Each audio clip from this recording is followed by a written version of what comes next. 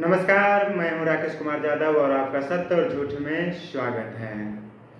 सबसे पहले मैं आज आपको देश के प्रधानमंत्री का जो 11 साल का जर्नी रहा है उसके बारे में आपको बताएंगे और मैं इस चीज़ को लेकर आपको सुनिश्चित कराऊंगा कि जो बहुत से ऐसे विचार आ रहे हैं कि देश का पहला प्रधानमंत्री जो पंडित नेहरू थे उससे नरेंद्र मोदी आगे निकल चुके हैं। तो ये कई मायने में है, इसे हम तथ्य के आधार पर देखेंगे। लेकिन हम सब देश और दुनिया प्रधानमंत्री नरेंद्र मोदी को प्रधानमंत्री के रूप में देखते हैं, लेकिन जब अपने आप को मोदी साहब प्रेजेंट करते हैं तो वो भारत का प्रधान सेवक के रूप में वो अपने आप को स्थापित करते हैं। वो इस तरह से नहीं कहते हैं कि मैं देश का प्रधानमंत्री हूँ, वो अक्सर इस बात को ध्यान में रखकर कहते हैं कि मैं देश का प्रधान सेवक हूँ, मैं देश का सिक्योरिटी हूँ, गार्ड हूँ, चौकीदार हूँ। इस तरह का वो अपने आप को स्थापित भारत के रूप में कहता है। और आज देखेंगे सबसे पहले कि 11 साल जो भारत के रूप में वो प्रधान सेवक के रूप में जो भारत को उन्होंने सेवा दिया है, तो उसमें भारत में क्या क्या परिवर्तन आया है और दुनिया इस चीज़ को किस स्तर पर देख रहा है। तो हम शुरू करते हैं 2014 में जब शपथ ग्रहण किए थे, प्रधानमंत्री मोदी साहब ने शपथ लिए थे। तो सबसे पहले उन्होंने इसरो में जो हमारे वैज्ञानिक थे उनको फ्री छूट दे दिया था कि पैसा का कोई भी किसी भी प्रकार की कमी नहीं आपको होने देंगे। आप अपना जीवन खपा देते हैं, अपना परिवार को, अपना हर एक को त्याग कर इस संस्था में जीवन खपा देते हैं, तो हम ये पैसा आपके लिए क्यों, ये रिसोर्स क्यों नहीं खपाएंगे। तो सबसे पहले पैसा का कमी नहीं होगा, आप जो भी शोध करना चाहते हैं आप पूरी तरह से करें।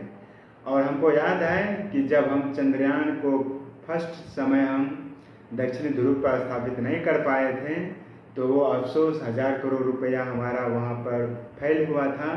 तो पूरी देश ने उसे एक प्रकार से अलग थलग देखा था कि इतना पैसा रुपया बर्बाद करने का क्या ज़रूरत है, इसे कहीं गरीब में लगाते, कहीं और लगाते हैं तो वो एक उचित काम में लाते हैं। तो प्रधानमंत्री मोदी साहब इसरो के चीफ से मिले और उन्हें ये ढाढ़स दिलाया कि आप लगातार मेहनत करें, पैसा का किसी भी प्रकार की कोई कमी नहीं होगी।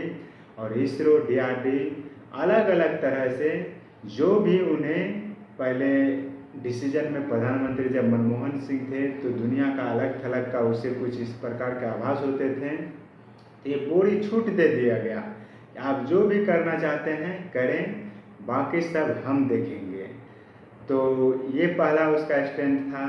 सेकेंड, लगातार भारत को एक विश्व में अपना परिचय स्थापित करने को लेकर उन्होंने देश दुनिया में लगातार चक्कर काटते थे। और भारत में इस तरह के उनका जो पहला पचवर्षीय था, तो भारत में ही बहुत से ऐसे थे जो उसे कहा करते थे कि वो भारत में कम और विदेश में ज़्यादा रहते थे। कहने का मतलब वो विदेश का प्रधानमंत्री था, वो भारत का प्रधानमंत्री नहीं था। तो आज एक देश दूसरे देश का दौरा लगातार वो कर रहे थे। तो उनका विजन, उनका जो दृष्टि थे, जिसे हम दूरदृष्टि कहते हैं, वो कोई नहीं भाप पाया था। हमारे देश का जो प्रतिपक्ष थे राहुल गांधी जी, वो इस तरह से बयान भी करते थे कि इन्हें विदेश नीति में बिल्कुल पकड़ इन्हें नहीं है। तो ये विदेश नीति को किस तरह से हैंडल करेगा, ट्रैक करेगा, ये भी इनके लिए चुनौती का पाठ रहेगा। और 90 के दशक में जो लुक ईस्ट की जो पॉलिसी थी उसे तब्दील करके, उसे बदल कर एक्ट ईस्ट की पॉलिसी में तब्दील कर दिया। तो ये कहीं ना कहीं उनकी जो विजनरी टाइप का जो वो थे वो यहाँ दिखाई देते हैं। तो लुक ईस्ट का मतलब हम पूरब की ओर देखें, तो उसे बदल कर उन्होंने अब देखना नहीं है, एक्शन, काम में हमें उसे लाना है। आज हम 20-30 साल से हम देख रहे हैं, उसे अब एक्शन मूड में हमें लाना है। इस तरह का उन्होंने, और नेबरहुड का जो उन्होंने नीति को इम्प्लीमेंट किया, वो भी कहीं न कहीं सराहनीय है।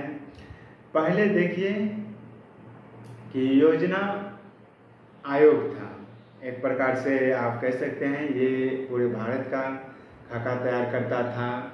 अब उसे बदलकर इन्होंने नीति आयोग में कन्वर्ट कर दिया। ये योजना आयोग को बदलकर नीति आयोग में कर दिया और उसका अध्यक्ष खुद प्रधानमंत्री होते थे। तो ढेर सारी चीज़ों को उन्होंने परिवर्तन किया और ब्रिटिश सरकार के द्वारा जो भी रूल रेगुलेशन चलाया जा रहा था उसमें भी उन्होंने संशोधन किया। वो अमूलचूल परिवर्तन था, वो द्वितीय थे, वो विश्वसनीय थे। आपने देखे होंगे जम्मू कश्मीर में जो 370 आर्टिकल थे, 35 ये आर्टिकल थे, उन्हें भी वहाँ से रिमूव किया और भारत में उसे एक झंडा एक राष्ट्र की नीति को लेकर उसे ऐड किया। ये भी कहीं ना कहीं सबसे बड़ी बातें थे। और रामलला का स्थापना, उनका जो भव्य दिव्य वो मंदिर स्थापित हो, वो भी आज 500 साल से ये एक प्रकार से विरोधाभास थे, हम दो जाति को लेकर, हिंदू मुस्लिम को लेकर, उसे भी इसी कार्यक्रम में और इसी देश के प्रशासन ने नरेंद्र मोदी के नेतृत्व में उसे अमली जामा पहनाया गया। और ये भड़काऊ था, जैसे कि मैंने आपको बताया कि जम्मू कश्मीर को लेकर, और ये जो रामलला का स्थापन जो समारोह हुआ था, तो बहुत से विपक्षी ऐसे कहा था कि खून की धाराएं बहेंगे, नदी बहेंगे, लेकिन बहुत ही सूझबूझ के साथ काम लिया। कहीं कुछ किसी भी प्रकार की जो ऐसी घटनाएं का लगाया जाता था वो कुछ नहीं हुआ। उसके बाद आप देखिए कि 27 करोड़ एक कम आंकड़ा नहीं है। 27 करोड़ एक इतना बड़ा आंकड़ा है कि आप 200 देश में से गिने चुने देश को इतना आबादी, इतना जनसंख्या होगा, और 27 करोड़ को गरीब रेखा से बाहर निकाला। ये भी अपने आप में बहुत बड़ी बात है। और जैसे कि वैश्विक महामारी कोविड आया था, तो कोविड में आप देखेंगे 2020 में आया था, तभी से लेकर अभी तक 84 करोड़ के आसपास फ्री राशन मुहैया किया जा रहा है, प्रत्येक व्यक्ति को 5 किलो। ये भी दुनिया की सबसे बड़ी एक राशन जो प्रोवाइड किया जा रहा है, ये माना जा रहा है। हेल्थ को लेकर आप देखेंगे 50 करोड़ से कम परिवार को नहीं इसमें आ रहा है, जिसको 5 लाख का सिक्योरिटी दिया जा रहा है कि किसी भी एक घर से 10 परिवार है तो उसे फ्री ऑफ कॉस्ट में 5 लाख तक का उसे हेल्थ इंश्योरेंस दिया जाता है। उन्हें फ्री में आप इलाज कर सकते हैं। ये सारा चीज़ सरकार ने निश्चित किया है। और किसानों के लिए आप किसान सम्मान निधि को देख रहे हैं। जो छोटे तबके किसान हैं हमारे देश में, छोटे और मंझले तबके का किसान की तादाद लंबी है, तो उन्हें एक साल में 6,000 रुपया का जो प्रबंध है ये मोदी सरकार ने किया है। और जो पक्के मकान है उसको लेकर भी सरकार ने सुनिश्चित किया है। 2 करोड़ से अधिक पक्का मकान पूरे देश में प्रोवाइड किया गया है। ना जाने इतने हम गिनते गिनते थक जाएंगे। ये जो उज्ज्वला योजना है ये भी कहीं ना महिला को सशक्ति करने का काम कर रहा है। इससे 2 करोड़ से भी आगे इससे महिलाओं को लाभ मिला है। उसके बाद आप शौचालय को ले लीजिए। शौचालय भी पूरे देश में जोर शोर से काम कर रहे हैं। और जब इस पीड़ा को देश में इससे पहले भी प्रधानमंत्री आए थे, कोई इसे नहीं समझा। ये महिलाएं, ये हमारी बहन बेटी इसको समझते थे। जब सूर्योदय होते थे तो घर से बाहर लोटा लेकर नहीं जाना चाहते थे। और पूरी खेत खलियान में हमारे यहाँ वर्कर जो होते थे चारों दिशाओं में वो काम करना शुरू कर देते थे। हमारी बहन बेटी माँ इस चीज़ को लेकर ध्यान में रखते थे, जब सूर्यास्त होगा तभी लोटा लेके घर से बाहर निकलेंगे, और सूर्योदय होने के बाद वो बिल्कुल नहीं निकलते थे। ये कितनी चुनौती, ये कितनी एक चैलेंजिंग का पार्ट रहा होगा, आप इस पर कभी सोचें। जंगल झाड़ियों में जाया करते थे और उससे देश में ना जाने कितने हमारी बहन बेटी को सांप से ऐसे जंगली छोटे छोटे जानवर का उन्हें शिकार होना पड़ता था। ये बात आपको सुनने में बहुत ही छोटा लगेगा, लेकिन ये बहुत बड़ी बात है। छोटी छोटी चीज़ों पर ध्यान देकर बड़े बड़े चीज़ को अचीव किया जा सकता है। आपको याद है जब वैश्विक महामारी कोविड आया था, तो उस समय देश और दुनिया के अलग अलग लोग एक प्रकार से प्रधानमंत्री नरेंद्र मोदी को कृष्ण का अवतार बताया जा रहा था। उसे इस तरह से बताया जा रहा था कि कहीं उन्हें पता तो नहीं था कि 2020 में एक पेंडेमिक आएगा, एक महामारी आएगा। और उससे पहले देखिए हमारे प्रधानमंत्री की सूझबूझ कितनी सटीक और परफेक्ट था। उज्ज्वला योजना को शुरू कर दिया था और घर घर शौचालय का लगभग बहुत बड़े हिस्सा को कवर कर लिया था। और आप इस चीज़ को देखें, जैसे ये वैश्विक महामारी आया था तो इसमें 2 गज की डिस्टेंस को मेंटेन करने के लिए बताया जा रहा था, भीड़ से अलग रहने के लिए बताया जा रहा था। जब हमारे गांव समाज में बहन बेटी लोटा लेके जाता था तो 2-4 की संख्या में जाती है, तो उसको लेकर पहले ही ये शौचालय बन चुका था। अब उसे घर से बाहर जाने की आवश्यकता नहीं है। और जलावन ईंधन चुनने के लिए, खाना पकाने के लिए घर से बाहर हमारी बहन बेटी जाती थी, तो इसको लेकर उज्ज्वला योजना को लेकर आ गए थे पहले। उसके बाद एक कोविड दस्तक दिया था। ये भी कहीं ना कहीं विजनरी टाइप का पर्सन को दिखाते हैं हमारे प्रधानमंत्री जी को। तो ढेर सारी चीज़ ऐसा किया और मैं अब आपको वैश्विक स्तर पर ले जाना चाहता हूँ। आपने देखा होगा कि जब दुनिया ने महामारी से लड़ रहा था, उसी समय 2020 में 21 तक हमारे देश को G20 का अध्यक्षता मिला था 1 साल के लिए। और वो नेतृत्व, वो पहला था ऐसा देश जो भारत ने G20 को पूरे देश में अलग अलग छोटे छोटे स्थान पर 200 से अलग स्थानों पर जाकर G20 समिट कराए थे। ये वो विश्वसनीय थे, वो तुलनीय थे, वो द्वितीय थे। ऐसा कोई नहीं ऐसा किया था। 1-2 बड़े शहर में इसका G20 का सम्मेलन कर लिया करते थे साल में, और उसके बाद वो बंद हो जाते थे, दूसरे देश के पास अध्यक्षता चले जाते थे। लेकिन भारत ने उसे अलग अलग शहर में, हर अलग अलग राज्य में, अलग अलग छोटे छोटे स्थानों पर इसको बुलाया और G20 का बैठक कराया। इससे ये मैसेज गया, पूरा भारत G20 के बारे में बच्चा बच्चा जानने लगा। आपको याद होगा कि नरेंद्र मोदी के पहले से जो भी प्रधानमंत्री हुआ करते थे उसे GK GS में हमारे बच्चे जो 2, 3, 1, 5 क्लास के थे वो उसे पढ़ते थे, देश का प्रधानमंत्री कौन है।